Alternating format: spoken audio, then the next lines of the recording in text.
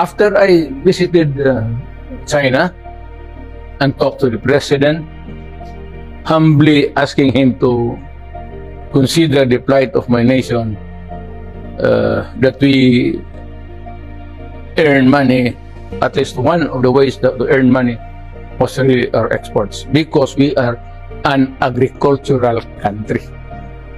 So I was very appreciative of the brotherly gesture, almost like to cry.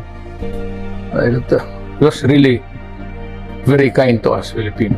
Nakakahiya na meron tayong past president of the Philippines na lumabas ng bansa, pumunta ng China at pinababa ang kanyang sarili, minaliit ang mga Filipino. You're president of the Philippines and then aalis ka, pupunta ka ng China or ng ibang bansa.